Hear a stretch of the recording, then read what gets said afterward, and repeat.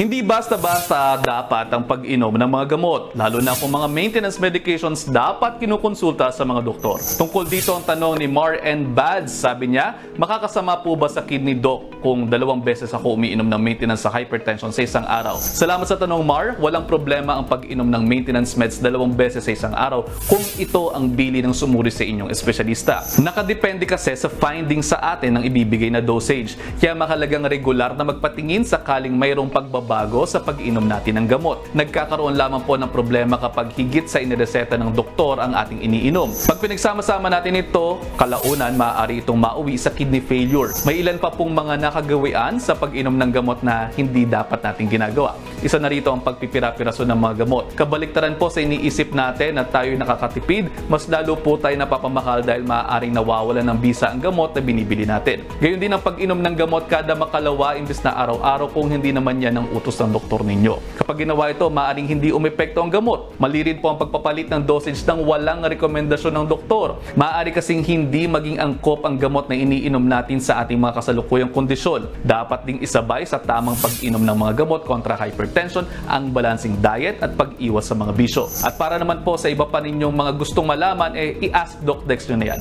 I-comment lamang po yan at mag-message sa aking page or sa official page ng Good Morning Kapatid.